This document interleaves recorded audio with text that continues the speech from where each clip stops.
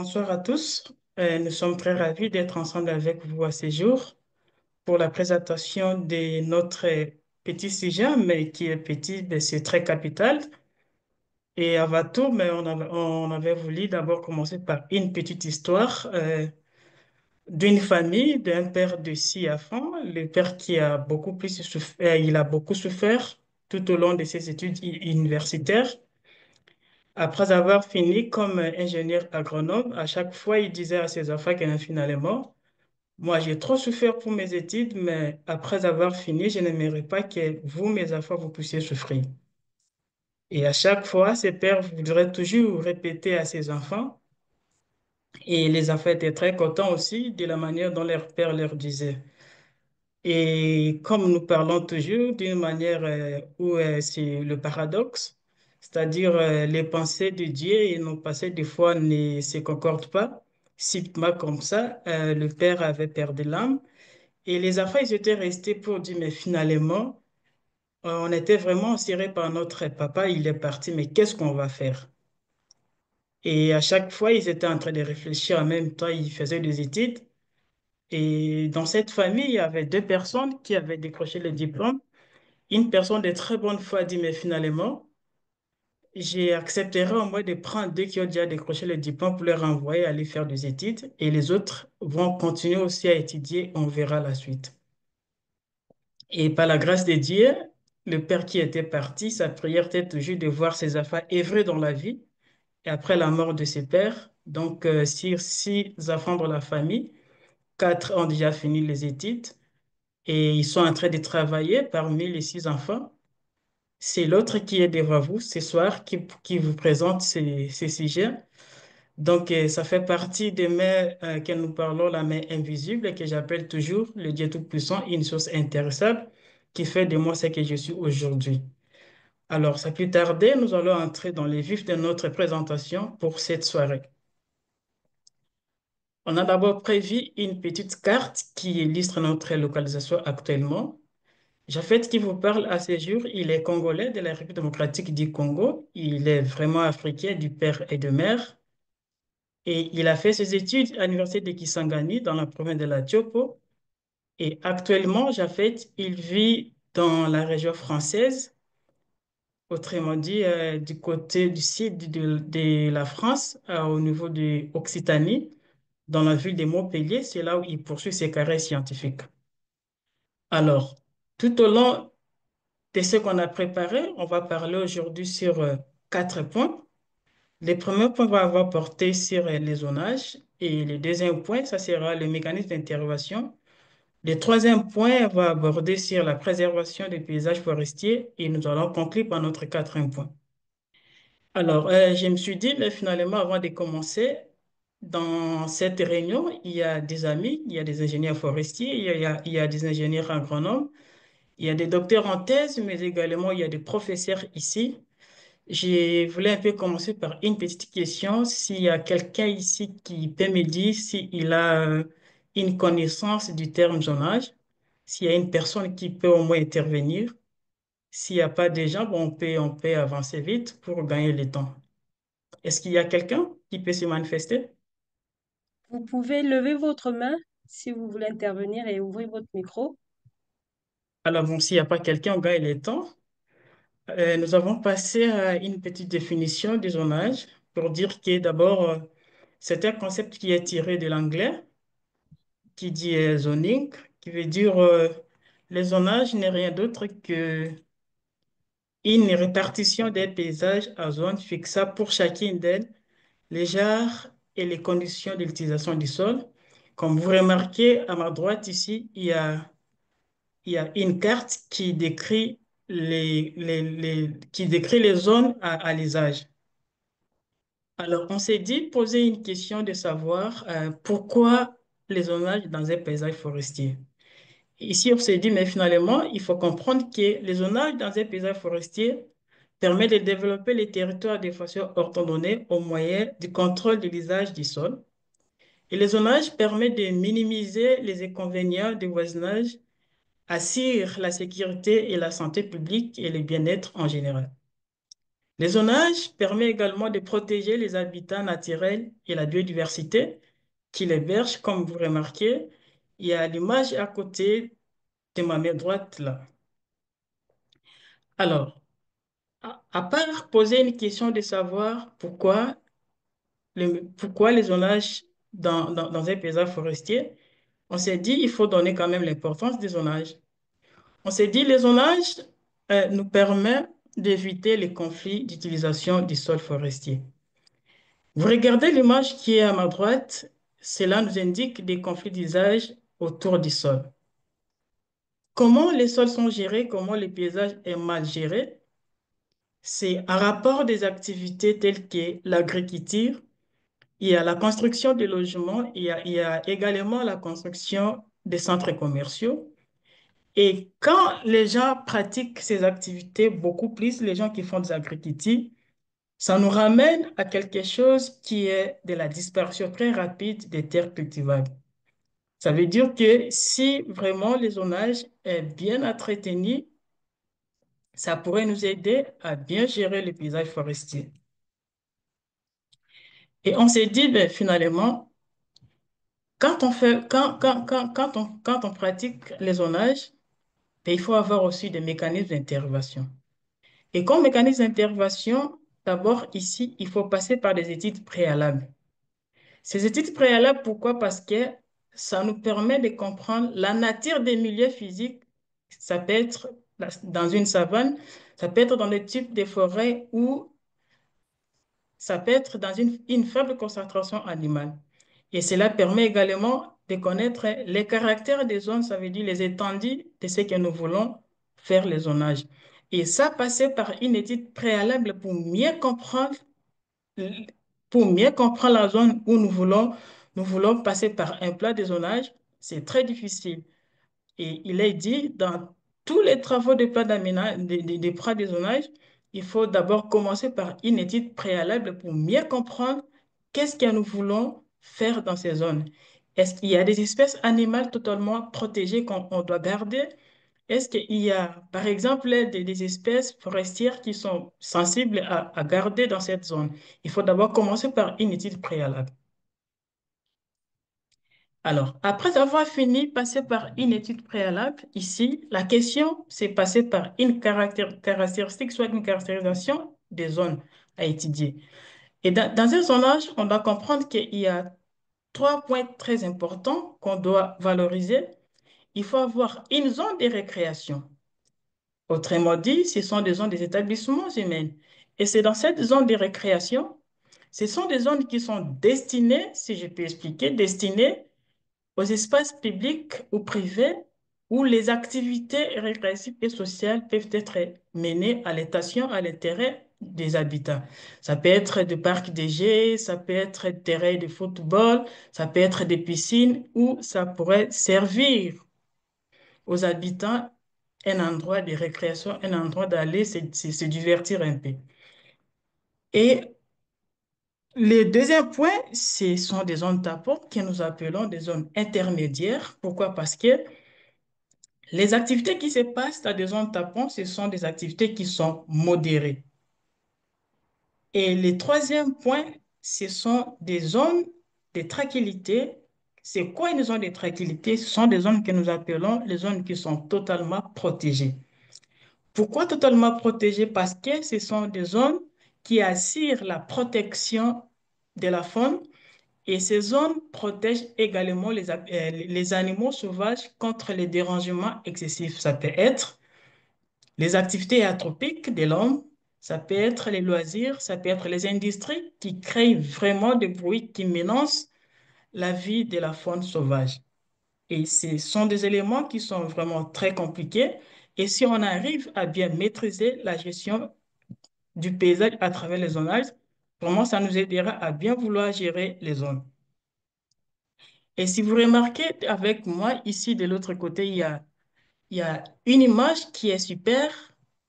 Et ça nous dit quoi l'image? L'image nous dit traverser la forêt en silence pour respecter la tranquillité des animaux et préserver leurs habitats. Donc, la zone des espèces animales, ce sont des zones qui doivent être vraiment protégées et bien notre ethnie.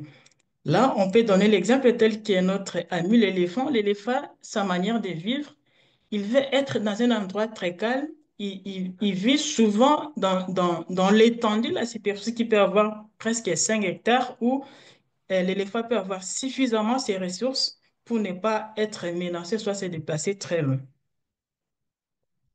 Alors, au troisième point, ben, nous avons dit, mais il faut comprendre que non, il faut faire une préservation des paysages forestiers. Et la préservation de ces paysages forestiers doit passer par des règlements des zonages. Et on doit comprendre d'abord pourquoi faut-il passer par les règlements des zonages.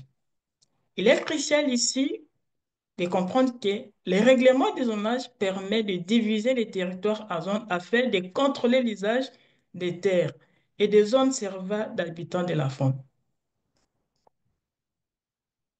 Et le règlement des zones, des zonages pourrait avoir aussi des intérêts pour nous, des gestionnaires qui aiment gérer les paysages forestiers, parce que notre mission, notre désir, c'est la protection et la gestion de la biodiversité. Et ici, on s'est dit, mais finalement, les règlements des zonages pourraient permettre à un gestionnaire à découper les territoires en autant de zones qu'il juge nécessaires. Et cela également permet de classer les usages et les constructions selon les critères qu'il juge appropriés. Et c'est dans ces points ici, si déjà on passe par une étude préalable, on comprend c'est quoi la richesse d'un paysage que nous voulons faire les zonages. Et cela nous permettra de bien découper et classer les usages en fonction des règlements du zonage.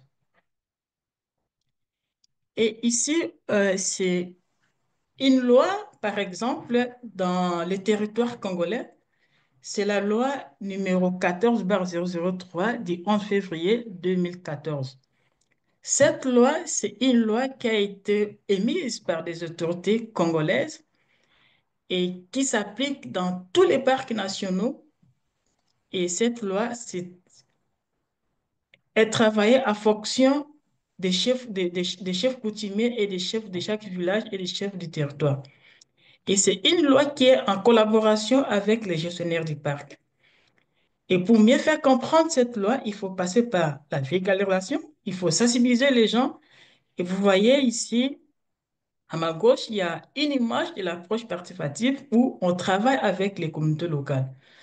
Et en pensant, je pourrais vous dire que la gestion vraiment de la biodiversité n'est pas du tout donnée aux gens qui vivent dans des milieux urbains. Pour mieux comprendre la logique, mieux comprendre la gestion des aires protégées, il faut travailler avec les locaux, il faut être en contact avec les paysans, il faut vraiment comprendre parce que ce sont eux qui sont les meilleurs gestionnaires des aires protégées.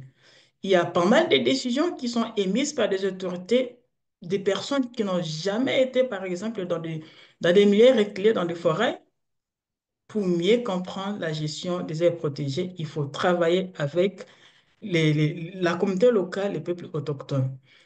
Alors, à ma droite, c'est juste une image que j'ai illustrée pour certaines activités que nous avons eu à faire pour le suivi écologique des niches de chimpanzés. Pourquoi? L'idée était de voir, c'était dans un domaine de chasse où il y a un peu de la chasse qui se réalise, mais d'une manière réglementée. Pourquoi? Parce que nous avons vraiment l'idée de bien gérer tout ce qu'on a comme ressources dans cette zone. Et on voyait, on faisait des suivis par une méthode de tracette. On voyait des niches de chimpanzés, des nouvelles niches, et on voyait, on comptabilisait également les anciennes niches. Et puis, on prélevait les caméras trappes qu'on avait installées dans cette zone pour essayer un peu de voir des nouvelles espèces qui vivent dans cette zone. Mais finalement, en passage, je pourrais dire que les caméras trappes vraiment aident les chercheurs pour d'autres inventaires parce que ça fonctionne avec le système de l'écran rouge. Même la nuit, les caméras trappes jouent un rôle très important. Et ici, il y a des images, comme nous avons parlé, de la participation de la communauté locale. Ici, c'était une lutte biologique pour une espèce que nous appelons Chromolen odorata qui s'installe. C'est une espèce envahissante. L'installation de cette espèce dégage la végétation naturelle pour s'installer. Or, beaucoup plus des gens, des agents du parc national des Garamba, ils vivent proches de la savane. Il y a des espèces animales qui quittent même leur zone naturelle pour venir rester ensemble, v- vivre ensemble avec les agents du parc. Et on a compris que la présence de ces espèces envahissantes élimine la végétation naturelle pour s'installer, n'a pas des intérêts pour la gestion du parc. Et c'est ainsi que quand on explique la communauté locale, la sensibilisation, tout ça, ils comprennent. Nous avons voulu passer par un lutte qui est biologique pour éradiquer le sperme odorata. Et à ma droite, c'est juste une image qui illustre l'activité de pose collier que j'ai eu à faire personnellement sur le terrain. En étant en contact avec la communauté locale pour leur expliquer les règlements des zonages, tout ça, il faut respecter. Et qu'est-ce qu'on fait pendant cette activité de pose collier? On sensibilise les gens. Il y a des véhicules appropriés pour les ramener dans des zones où il y a l'activité qui se passe. Mais je signale ici que l'activité de pose collier, c'est une activité qui se fait maximum 15 minutes. Avant de partir sur le terrain, il y a une équipe de recherche de monitoring qui survole et il y a un vétérinaire qui est là où on peut tirer l'éléphant. Un dos sont menstrués si l'éléphant se repose. Donc, 10 à 15 minutes, l'activité se réalise. Et dans tout ça, on calcule pour voir que dans la durée de 15 à 10 minutes, il faudrait qu'il y ait déjà la présence de la communauté locale qui vont voir comment passe l'activité et profiter à toucher et prendre même des photos avec l'éléphant parce qu'il y a d'autres depuis qu'ils sont nés, ils voient seulement des éléphants, mais ils n'ont pas réussi la chance de toucher l'éléphant. Alors, ici, une question se pose encore, de comprendre. Il est important de connaître que les règlements de zonage pourraient être accompagnés des plans d'aménagement. Mais on pose des questions. Pourquoi cela peut être accompagné par un plan d'aménagement? Ici, c'est juste de comprendre que ça permet également, ça permet de comprendre le temps de visualiser de manière claire et concrète, si je peux dire, la répartition des zones sur les territoires. Pour comprendre que voilà, ici nous sommes dans une zone qui est totalement protégée, une zone qui est intégrale. Ici, nous sommes dans une zone, par exemple, de récréation. Nous sommes, par exemple, dans une zone temporaire où les règlements doivent être vraiment respectés. Et si vous voyez, le match qui est à ma droite, ça illustre rien que la présence de la population qui vit tout autour du parc, là. Le 3 ici m'indique vraiment la zone qui est totalement protégée, la zone intégrale. Il y a ce qui est... Le D nous dit ce sont des zones les zones tapons. Et puis en rouge, qui est le numéro 1, ce sont des zones de récréation. Et à droite, vous voyez quelque part, ici, il y a le cours d'eau. Il a été toujours dit dans les activités, par exemple, de l'exploitation forestière. Il faut toujours tenir compte des zones où il y a les cours d'eau. Ce sont des zones à ne pas exploiter. Pourquoi? Parce qu'il y a tant d'espèces animales qui profitent à venir boire de l'eau. Le cours d'eau est très important pour les espèces animales.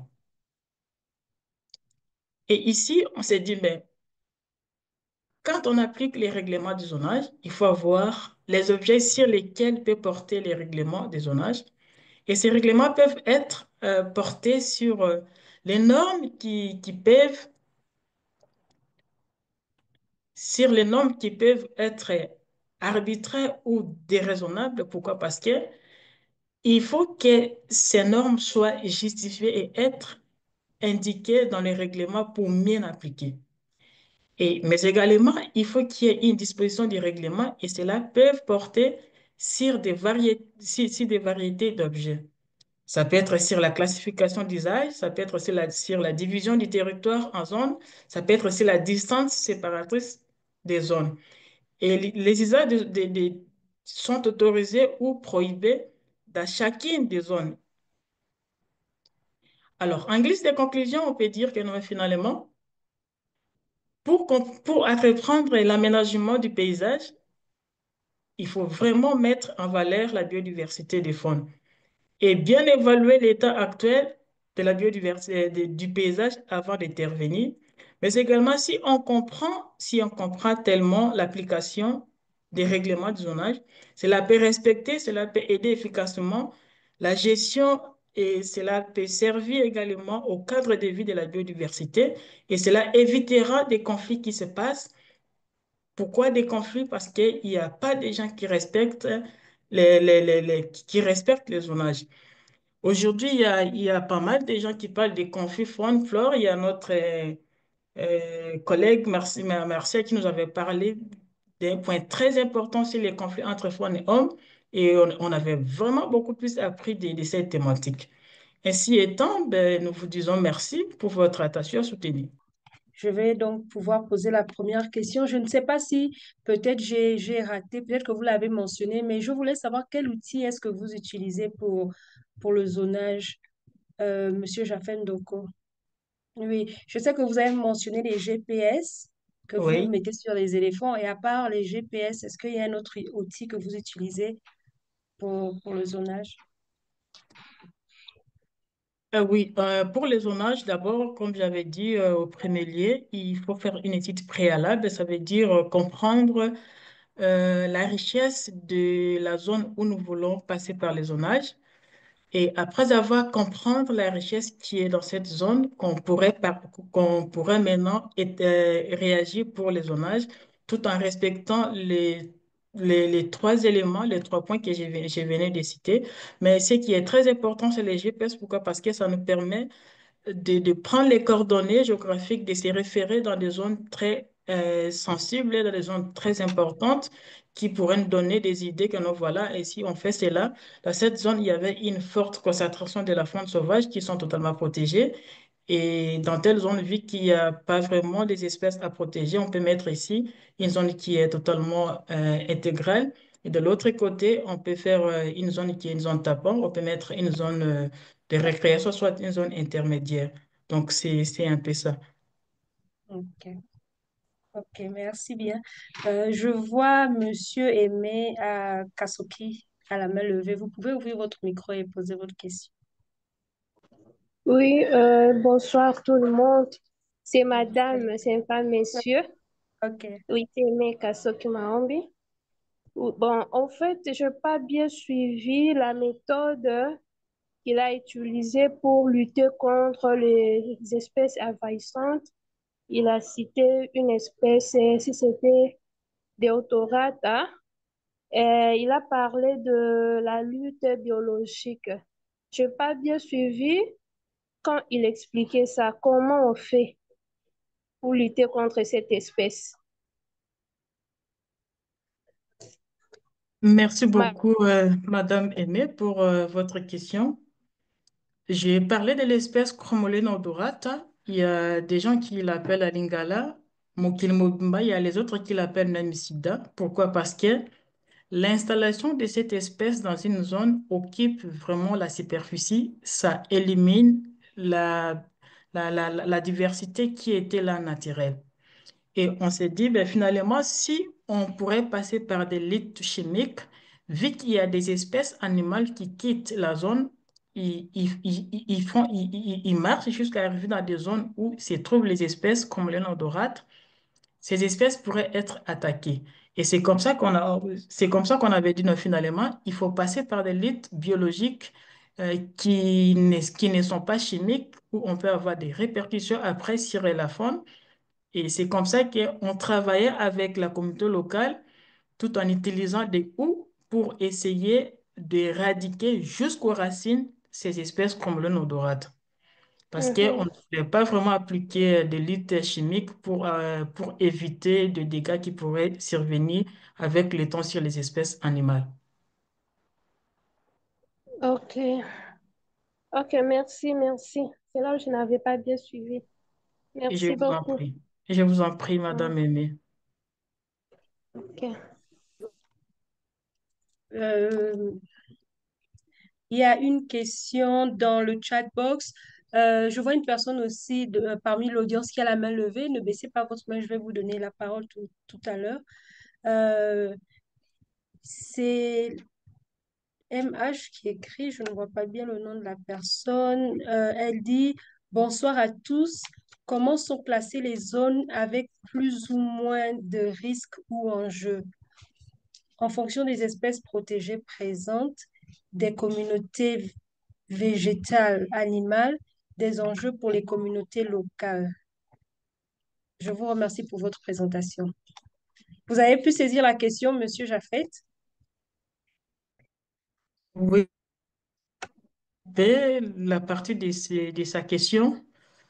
Si je comprends, elle veut savoir la distance et la préservation des espèces totalement protégées, c'est ça? Je vais relire, hein.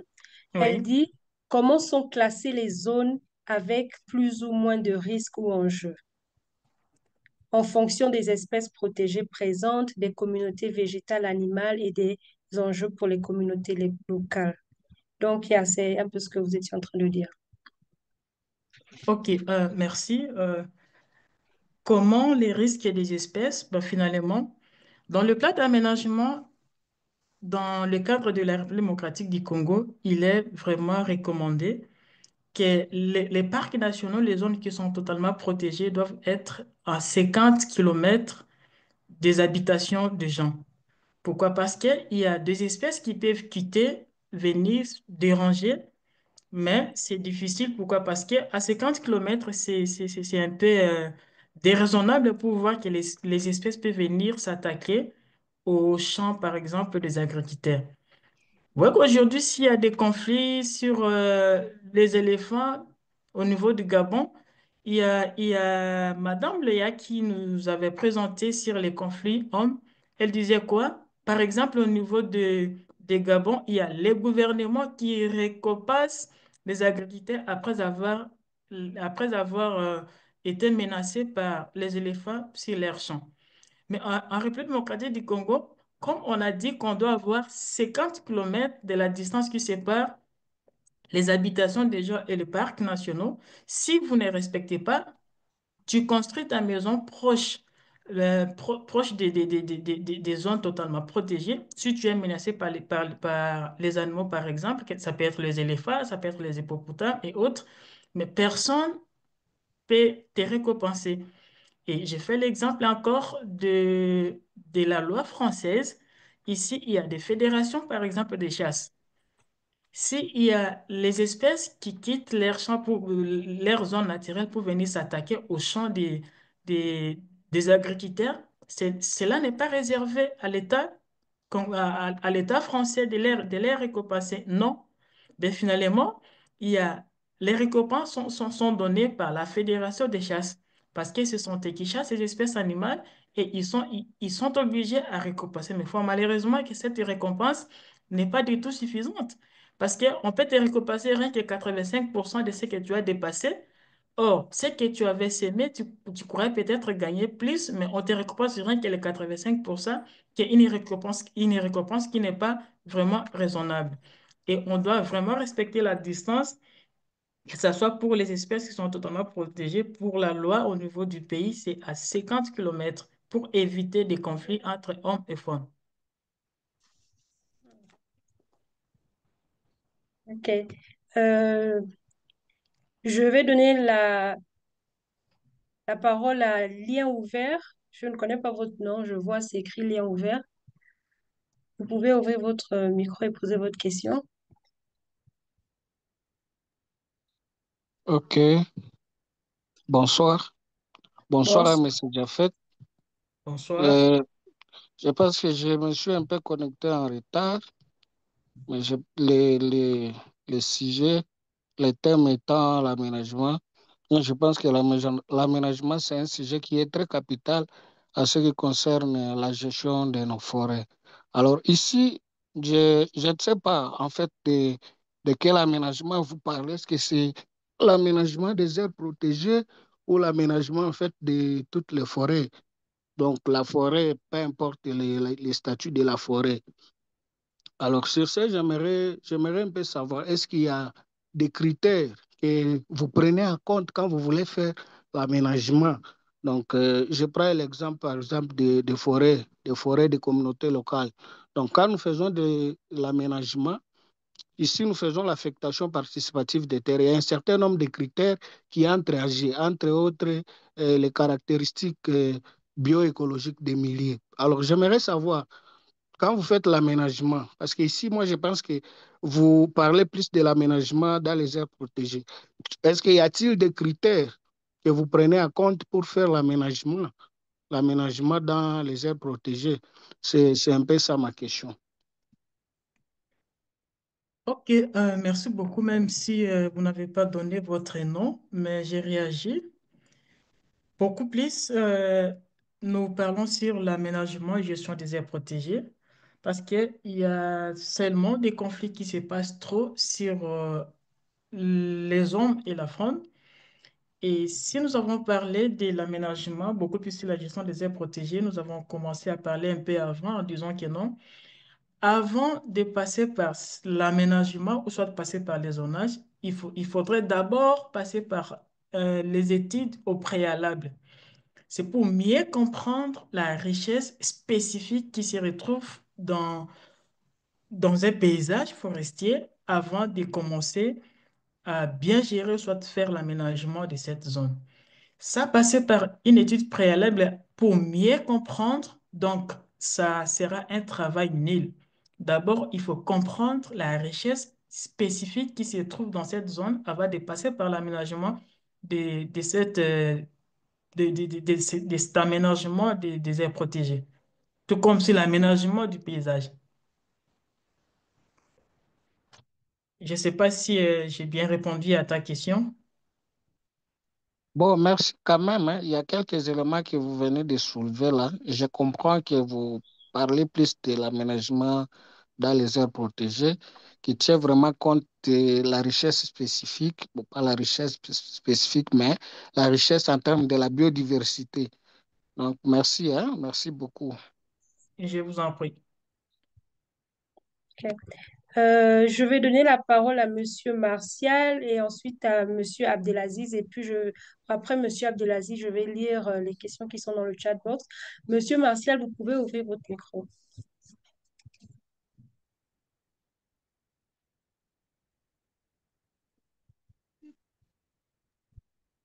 Ok, bonsoir. Bonsoir. Oui, oui, moi j'aimerais savoir, lors de l'attribution, par exemple, d'un permis forestier, comment est-ce qu'ils font pour déterminer les zones, par exemple, de production, les zones de conservation, les zones agricoles? Comment est-ce qu'ils procèdent pour faire ce zonage-là? Ces séries-là, ils font comment? Parce que je n'ai pas vraiment perçu la méthode qu'ils utilisent pour faire le zonage de toutes ces zones-là. Comment est-ce qu'ils font?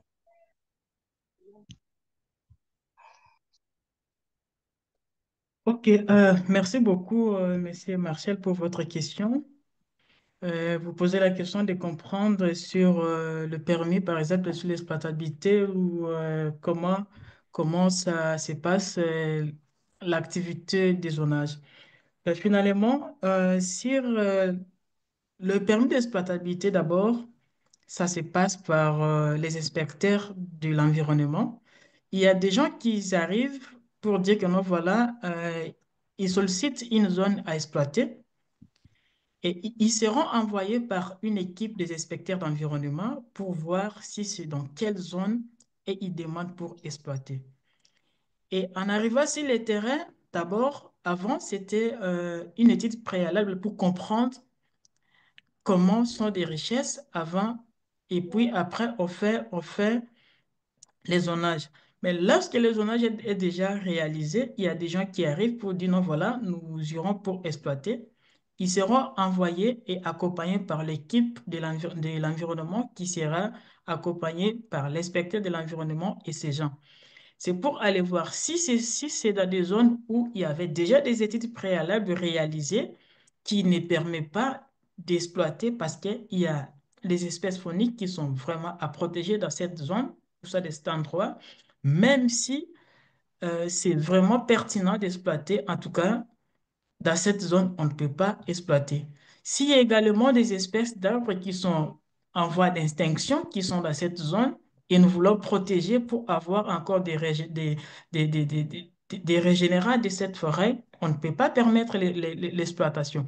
Même si tu avais le permis d'exploitabilité, une fois déjà sur le terrain, avec l'inspecteur de l'environnement, on comprend que non, voilà, dans cette zone, c'est une zone à conservation, soit une zone à protéger, l'exploitation ne peut pas se réaliser.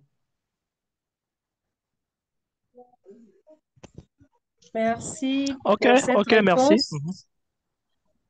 Il y a Monsieur Fiston Ngogo qui dit qu'il aimerait compléter la réponse de Monsieur Jaffet sur la question que Monsieur Martial a posée. Vous pouvez ouvrir votre micro et Oh, compléter. ok, d'accord, merci. Comme je l'ai dit, c'est Fiston Gongo. Alors ici, cette question, je pense que c'est très capital. C'est une question vraiment qui est d'actualité actuellement pour ce qui concerne la gestion et l'aménagement des forêts tropicales. En fait, l'aménagement, euh, c'est d'abord une étude qui doit se faire au préalable. C'est un ensemble d'études qui doit se faire au préalable pour arriver à aménager ou bien à découper ou bien à faire une affectation qui soit responsable, qui soit une affectation qui va bien mettre en place une gestion durable des forêts. Il faut d'abord au préalable réaliser l'étude socio-économique parce que la question qui a été posée, il y avait aussi une partie de la question qui portait sur l'affectation des zones agricoles. Donc, il faut une étude socio-économique. Il faut savoir la communauté ou bien la forêt qu'on veut faire l'aménagement. Comment la forêt est utilisée? Est-ce que l'agriculture, ça occupe combien de pourcents? Les communautés qui utilisent, c'est quel type d'agriculture? Tout ça, il faut le faire. Il faut également relever toutes ces activités socio-économiques que les communautés font. À part ça, il y a aussi des activités d'inventaire.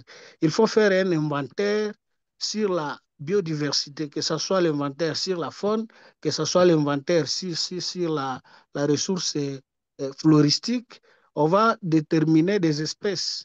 Donc, au cours de l'inventaire, il faut produire un rapport d'inventaire. Et ce rapport d'inventaire va présenter des espèces, les statuts de chaque espèce qui a été inventoriée dans la concession ou bien la forêt qu'on veut aménager. Alors, c'est sur base de ça qu'on va maintenant combiner ces études socio-économiques et ces résultats d'inventaire inventaire biologique, d'inventaire sur la biodiversité, parce que même en faisant l'inventaire sur la biodiversité, il faut également prendre les coordonnées des espèces, les coordonnées des essences qui seront rencontrées dans la forêt qu'on veut aménager. Et c'est ces coordonnées qui vont permettre en fait de localiser, de faire une répartition spéciale des espèces, que ce soit faunique ou floristique, dans l'entité qu'on veut aménager. Alors, à part ça, il faut également prendre en compte les paramètres écologiques, savoir les différentes formations végétales dans la forêt qu'on veut aménager. Est-ce qu'il y a des forêts marécageuses? Est-ce qu'il y a des cours d'eau? Est-ce qu'il y a des forêts primaires? Est-ce qu'il y a des forêts secondaires? Et après ça, on va maintenant combiner ces résultats pour produire un bon plan d'aménagement. Alors, pour ce qui concerne maintenant l'affectation de terres en différentes séries, on aura maintenant à voir, par exemple, les résultats là où il y a eu abondance des espèces euh, euh, protégées, des espèces, par exemple, à statut vulnérable, les espèces en danger. Toutes ces parties-là seront des forêts, seront des séries de conservation. Donc, seront des forêts où on ne peut pas entrer, on ne peut pas faire une activité dedans. Alors, là où il y a eu des forêts, par exemple, marécageuses, là où il y a eu, par exemple, des cours d'eau, comme M. Jaffet a dit, ce sont des forêts qui sont un peu fragiles.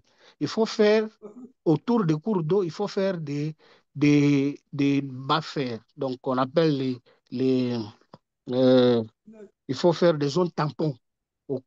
Donc, au niveau des cours d'eau, il faut faire des zones tampons. Et ces zones tampons et les cours d'eau seront des zones qui seront des zones à conserver. Tout ce qui est forêt marécageuse, tout ce qui est des forêts à forte pente, ce sont des forêts totalement protégées qu'il faut protéger. Alors, les zones agricoles ou les zones de développement rural, ce sont des zones qui sont tout autour des communautés. D'abord, ils font l'agriculture, ça peut être des forêts, ça peut être des zones de culture ou ça peut être des jachères. Alors ici, il faut également tenir compte de l'accroissement de la population parce que déjà au cours de l'enquête socio-économique qui va se faire, il faut calculer ce taux d'accroissement de la population. Et il faut aussi voir si vous voulez aménager votre forêt pour combien de temps. Donc, vous allez calculer l'accroissement de la population au temps où vous avez collecté les données. Alors, cet accroissement-là, vous allez maintenant ramener après 5 ans. Alors, c'est comme ça que vous allez voir la taille de la forêt de cultures, là où les communautés font des cultures.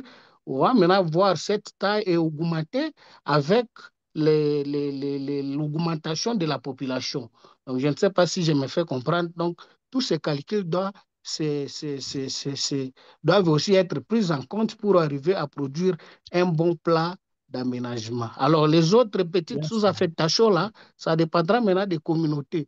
Par exemple, dans la forêt, euh, dans la zone de développement rural, quelles sont les différentes activités que les communautés veulent réaliser dans la forêt. Et là, maintenant, ce sont des sous-aménagements. Donc, c'est un peu ça que je voulais un peu éclairer. Merci. Merci pour votre contribution, Monsieur Fiston. Et merci, Monsieur Ngongo, pour tous ces détails. Je vais donner la parole à Monsieur Abdelaziz. Vous pouvez ouvrir votre micro. Bonjour, Bonjour. merci pour la présentation, malgré que je suis arrivé tard. Bon, ce que j'ai compris que M. Javet a fait une présentation sur les aires protégées. Seulement, il y a une question que je veux expliquer. Il a dit que dans la République démocratique du Congo, la création des aires protégées est à 50 km des agglomérations. C'est bien ça, Monsieur Javet, non? L'agglomération de 50 kilomètres. Oui, non, non, la création, c'est-à-dire d'une aire protégée et, bon, c'est-à-dire, bon, l'État ou bien les services concernés, quand ils créent une aire protégée, c'est-à-dire ça doit être à 50 km d'une agglomération, ou bien d'un village, ou bien Des d'une commune, habitations, des oui. Oui, habitations, oui. oui, Alors, et avant de créer, bien sûr, une aire protégée, il y a une étude préalable. Est-ce oui. c'est-à-dire cette distance prise loin des habitats, est-ce que, c'est-à-dire de faire, d'éloigner la communauté d'être, de partager ou bien de contribuer à la conservation de cette aire protégée ou bien pour éviter le conflit homme-faune ou bien homme-forêt ou bien... C'est ça, c'est ma question. Merci, hein. Merci beaucoup, Monsieur Abdelaziz. Je réponds à votre question en disant ceci. La distance qui sépare l'agglomération et la gestion des aires protégées, c'est pour éviter les conflits faune et homme. Parce qu'à tout moment, ces conflits existent. Et pour éviter que ces conflits ne soient pas d'une manière très fréquente, il faut qu'il y ait la distance de 50 kilomètres. C'est d'après les analyses de chercheurs, ensemble avec le gouvernement, ils ont réfléchi qu'on doit avoir la distance entre les aires protégées et les agglomérations de 50 kilomètres pour éviter des conflits. Non, c'est pas comme ça. Ah, non. Merci. Je vous en prie. Merci, Monsieur Jaffet et Monsieur Abdelaziz aussi pour la question. Je vais lire donc dans le chat box, il y a des questions. Avant de lire la question, il y a Max qui vous remerciait d'avoir bien répondu à sa question. Et il y a Jimmy Frank Zomba qui pose une question. Il dit, est-ce que Monsieur Jimmy Frank Zomba est là? Est-ce que vous pouvez ouvrir votre micro et poser votre question? Si vous êtes là, bien sûr. Sinon, je vais la lire. Je vais lire. Il dit, est-ce qu'il y a une différence entre zonage et zone tampon? Si oui, qu'entend-on par zonage ou par la suite zone tampon? Au Gabon, la zone tampon est de 5 kilomètres autour des parcs. Je viens d'apprendre que c'est 50 kilomètres en RDC. Dans votre contexte, est-ce que les communautés ont la possibilité de réaliser leurs activités au sein des parcs? Ok, merci pour la question de M. Jimmy. Je réponds à cette question en disant que, vous voyez, au Gabon, quand Madame Léa avait parlé, la distance là des 5 kilomètres crée des énormes conflits sur les éléphants et les agriculteurs. En RDC, la loi qui a été votée, que l'agglomération, les habitants doivent être à 50 kilomètres, c'est pour éviter des conflits et en même temps, c'est pour garantir une gestion rationnelle des aires protégées. On suppose que quelqu'un ne peut ou n'est pas vraiment quitter dans 50 kilomètres à pied, par exemple la nuit, aller faire la chasse. Vous voyez? Donc, la distance de 50 kilomètres là, j'explique et je réexplique encore que ça permet d'éviter des conflits et ça permet également la gestion de la faune qui se retrouve dans ces aires protégées. Parce que s'il n'y a pas vraiment une forte capacité des éco-gardes, soit les rangères, dans la distance là de 5 kilomètres, la nuit, quelqu'un peut faire 5 kilomètres à pied, il vient, il part pour faire la chasse.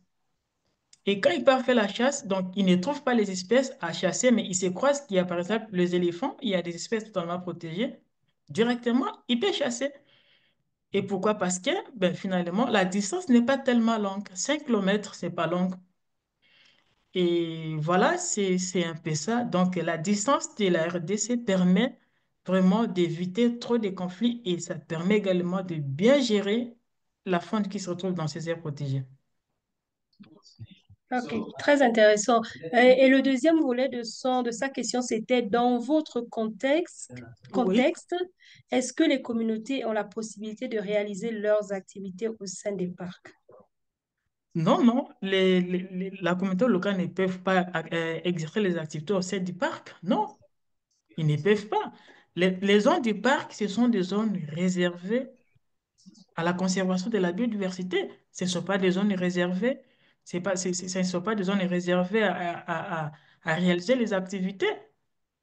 Bien que, bon, nous dépendons tous de l'agriculture, et comme j'avais parlé, que l'autre fois, j'avais montré l'image où aujourd'hui, il y a des conflits. Si aujourd'hui, nous parlons de la fragmentation, c'est derrière l'agriculture, c'est derrière l'urbanisation, c'est derrière beaucoup de choses, ce qui fait que le paysage est vraiment menacé.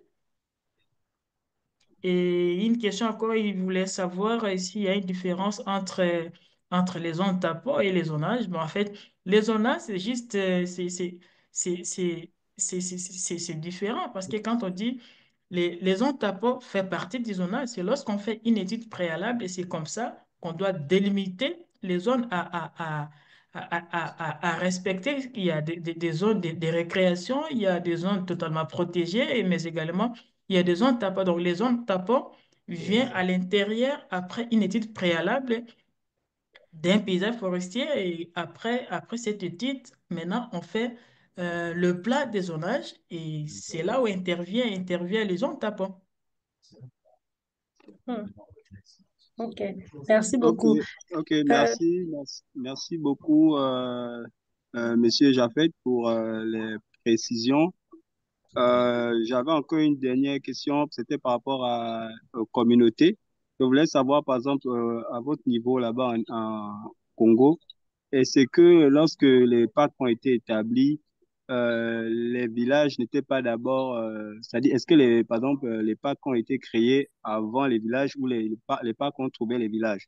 C'est pourquoi un peu enfin, c'est pourquoi je posais la question de savoir si les communautés pouvaient mener des activités dans le cas, par exemple, que les parcs venaient leur trouver, la création des parcs venait leur trouver et qu'elles pouvaient jouir, par exemple, de leurs droits coutumiers. Donc, C'était un peu dans ce sens-là. Et je voulais un peu bien comprendre le contexte du Congo. Merci. Ok, merci pour la reformulation de votre question. Effectivement, il y a des zones où il y a des parcs. Avant que ces parcs soient d'abord érigés, il y avait la population, il y avait la communauté. Mais lorsqu'il y a des chercheurs qui partent sur le terrain, après avoir compris les richesses, ils discutent avec l'État. L'État cherche d'autres endroits à les mettre ces gens loin de ces zones à conserver. Ils peuvent dire, bon voilà, vous étiez ici, nous on vous donne telle zone qui est un peu éloignée du parc. Ils peuvent vous donner quelques sommes d'argent et construisez, ou soit l'État lui-même peut construire et vous installer là pour ne pas s'attaquer aux ressources qui sont dans les parcs. Et là, j'ai dans l'exemple du parc national de la Lomami qui a été érigé, je crois, c'est l'année 2016. Et c'était une forêt communautaire où les gens exerçaient leurs activités. J'y étais là. Et après des recherches, ils ont dit, ben, finalement, ici, on doit passer par une conservation parce que il y a des chercheurs qui ont dit que non, finalement, ils ont trouvé les apprêtres, ils ont trouvé que non, il y a des okapis dans cette forêt. Or, on comprend que les okapis, partout au monde, c'est toujours en RDC, dans la forêt de Mambasa, en Ituri. Mais quand les chercheurs, ils ont dit que non, voilà, il y a des éléphants, il y a des okapis, il y a des chimpanzés, et qu'on peut aussi gérer, conserver cette zone, et l'État a discuté avec ces gens, bon, quitter la zone qui était votre zone où il y avait des activités qui étaient votre forêt communautaire. Il y a des gens qui faisaient la chasse, il y a des gens qui faisaient la pêche, tout ça. Il y a les gens qui faisaient l'agriculture. Et bon, ils ont pris l'accord, ils ont discuté avec le gouvernement et le gouvernement congolais avait trouvé un endroit pour ces gens pour mieux valoriser les ressources qui sont dans cette zone que les chercheurs avaient trouvées. Merci pour votre présentation. S'il vous plaît, pouvez-vous revenir sur l'importance du zonage dans la gestion des paysages forestiers?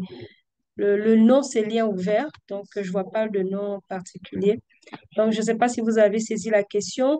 Pouvez-vous revenir sur l'importance du zonage dans la gestion des paysages forestiers? Oui, Madame Laetitia, j'avais dit au début que non, l'importance du zonage, c'est pour nous aider à éviter les conflits d'utilisation du sol.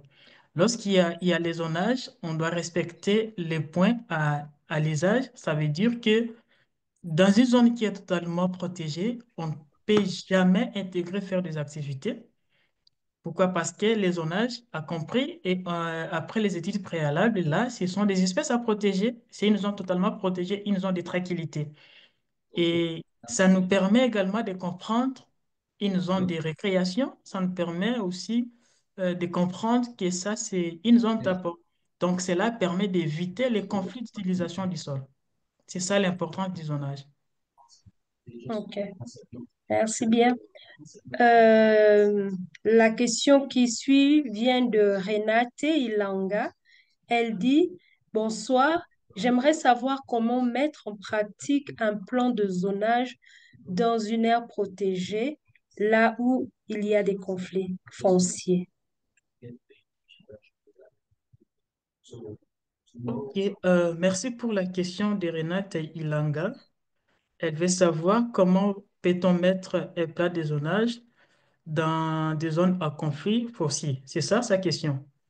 Ok, je réponds à la question de Renate en disant que c'est vrai, les conflits fonciers posent beaucoup de problèmes.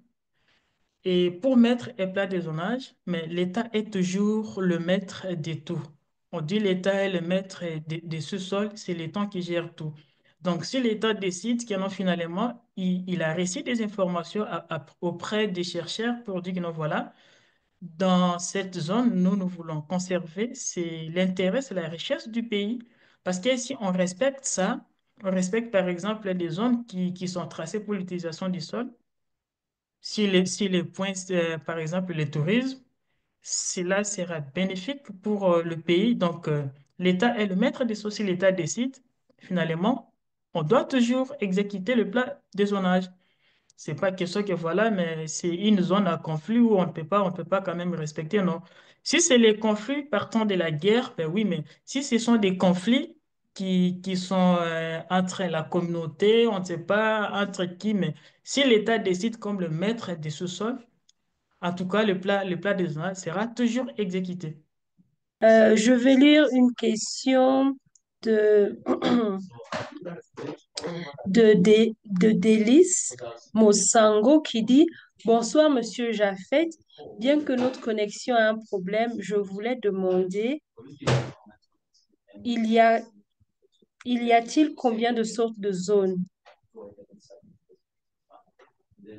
Et elles varient en fonction de quoi? Merci d'avance, Délice. Ok, très bonne question de la part d'Élise Mosengo.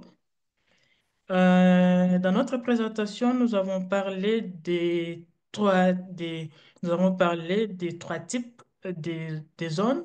Nous avons parlé des zones de récréation, nous avons parlé des zones taponnes, nous avons parlé également des zones de tranquillité qui sont des zones de conservation. Et ces zones dépendent de la distance pour voir quelles sont les espèces spécifiques, la diversité spécifique qui peuvent être à protéger. Donc, il y a trois zones qui, qui se font, qui se délimitent. Il y a des zones de récréation, il y a des zones tampons, mais également il y a des zones de tranquillité que nous appelons les zones de conservation. Et la délimitation de cela dépend de la superficie de chaque zone. Il y a des zones qui peuvent avoir 10 hectares, ça peut avoir 50 hectares, ça peut avoir... Donc, il y a une variation par rapport à la distance de... Que Délice est là et qu'elle est satisfaite. Sinon, vous pouvez toujours lever votre main et ouvrir votre micro. En attendant, je vais continuer à lire. Il y a des questions encore dans le chat box.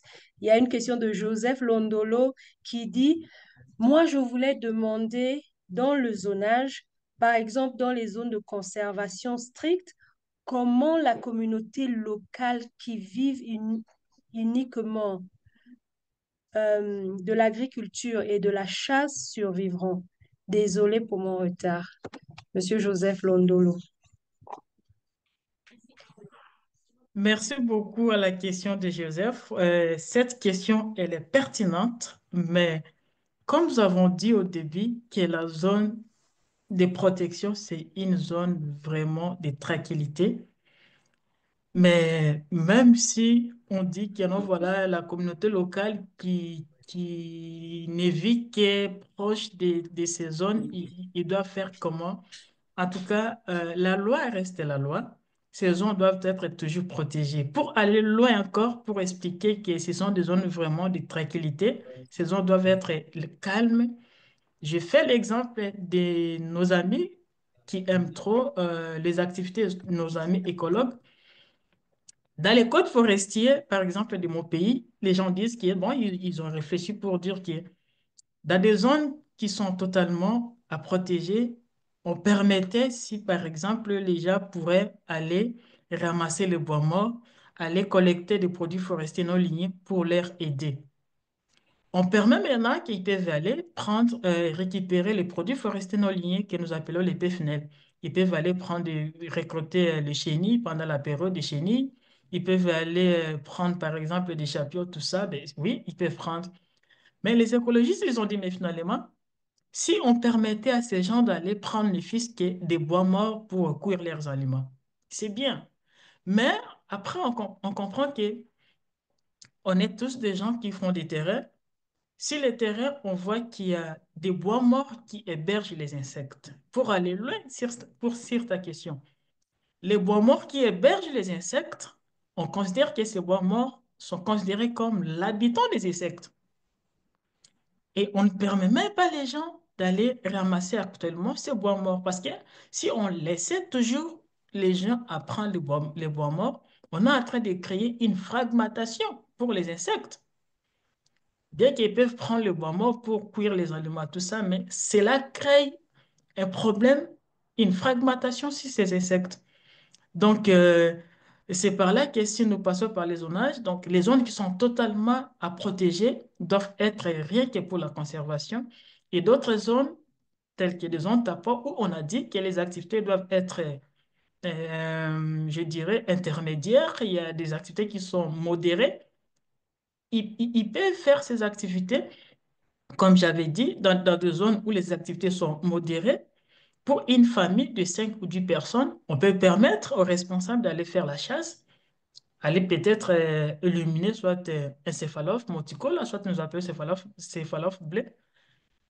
Une seule tête de l'espèce animale pour la ration, oui, on comprend, on peut permettre parce que il y a des espèces qui sont totalement protégées, il y a des espèces qui sont partiellement protégées, mais également, il y a des espèces qui ne sont pas totalement protégées. Mais si on te voit avec 5 têtes, par exemple, de l'espèce qui ne sont pas totalement protégées, bien que c'est dans une zone où les activités sont modérées, ben finalement, on doit te mettre la main. Parce qu'on permet d'avoir ne fût-ce qu'une tête et rien que pour la consommation. Mais si on te voit avec plusieurs têtes, en tout cas, ça ne peut pas marcher. Mais c'est pour dire ou soit finir que les zones de tranquillité, qui est l'abondance des espèces ou pas, vraiment, ce sont des zones à ne pas entrer. Ce sont des zones qui doivent être calmes pour favoriser la croissance et la gestion, la protection de toutes les espèces qui sont dans cette zone. Et c'est par là qu'il y a le plat de zonage qui décrit les 3 points, les 3 plans où on peut aider également la communauté qui vit dans ces 40 km, soit tout autour de ces zones, pour ne pas avoir trop de difficultés. Merci. Il dit bonsoir, chers tous, moi c'est Elias depuis le Nord Kivu en République démocratique du Congo. J'aimerais juste demander quand, pourquoi et c'est quoi les conditions pour déclarer les champs des particuliers. De- et il continue en disant deviennent déclarés réserve naturelle. Cas de la réserve de Saramboué en RDC Nord Kivu. Je ne sais pas si vous avez pu, vous comprenez la question.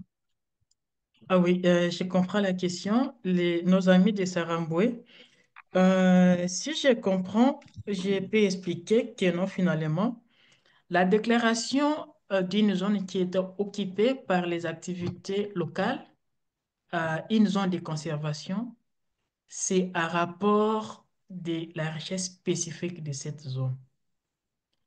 La réserve de Saramboué, du côté là, c'est proche, je crois, c'est proche du parc de Virunga, où il y a la présence des gorilles des montagnes, qu'on les retrouve dans leur milieu. Et c'est dans cette vision qu'on a dit, ben, finalement, on doit prendre aussi cette zone pour devenir une zone de conservation. On comprend la richesse du pays à travers les gorilles des montagnes, des chimpanzés, des éléphants et autres espèces animales. Et la raison de ravir la partie du côté Saramboué, c'est juste la diversité spécifique des espèces qui sont là, qui permet à sorte qu'on récupère cette zone pour être protégé à l'intérêt de ces gorilles. Voilà, c'est un peu ça ce que je peux répondre à sa question. Je veux vraiment remercier Monsieur Jafet Ndoko pour vraiment toutes les informations. On a beaucoup appris ce soir. C'était vraiment très instructif.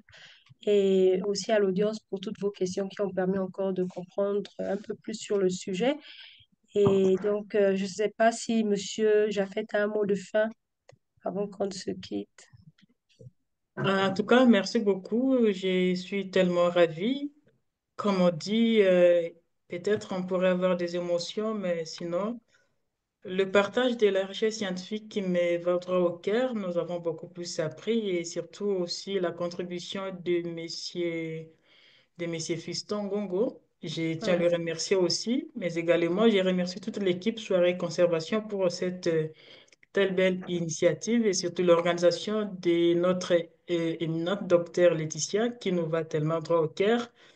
Et je pourrais également dire à d'autres camarades qui sont ici présents ensemble avec nous d'essayer aussi. Il y a pas mal de thématiques que nous pouvons discuter autour de la biodiversité. Donc, n'hésitez pas toujours à demander. Soirée conservation est là, c'est pour toute personne, tout chercheur. Donc, aimer devenir, se faire connaître. Et c'est à travers des conférences pareilles que ça nous permet de se connaître. Et voilà. Pour moi, je dirais que cela ne pousse pas être rien que pour cette soirée, mais prochainement, s'il y a d'autres liens, on envoie et accepter de venir intégrer et écouter, et ça pourrait quand même éclaircir d'autres choses que peut-être on n'avait pas mieux compris pendant qu'on était encore dans le bas des écoles. Voilà, c'est un peu ça.